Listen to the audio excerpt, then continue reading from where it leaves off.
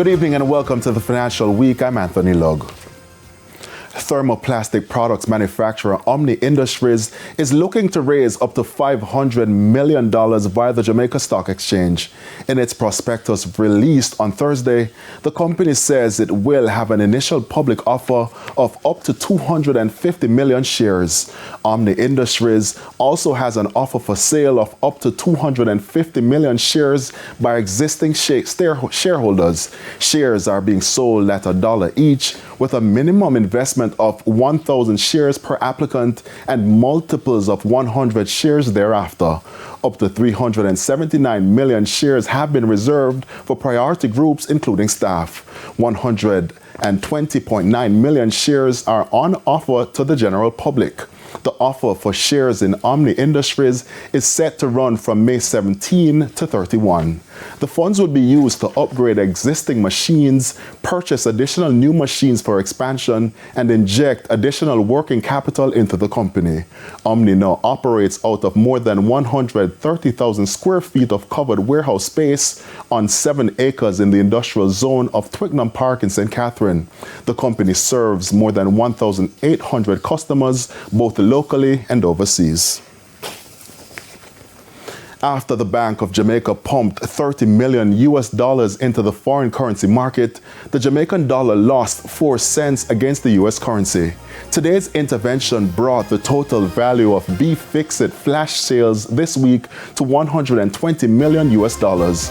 Trading ended with banks and cambios selling the American dollar for an average $157.23. The Canadian dollar is being sold for $115.22. $196.61 is the average value of the pound, while the euro is going for $172.14.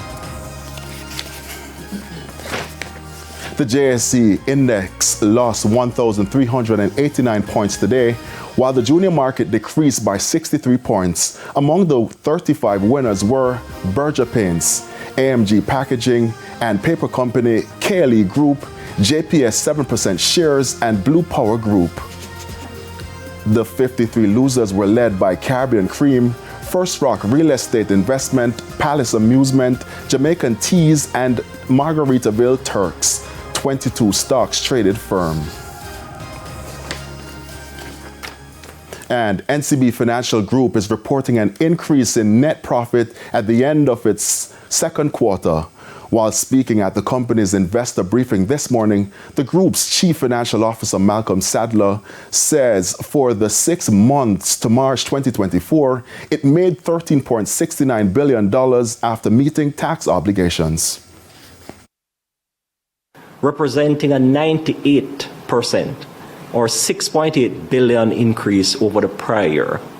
The consolidated net profit of $13.7 billion for the 6 months is almost at the level of the net profit for the entire 2023 financial year on the IFRS 4. Consolidated net profit attributable to shareholders of the parent was $8.7 billion for the year, representing an 89% or $4.1 billion improvement over the prior year.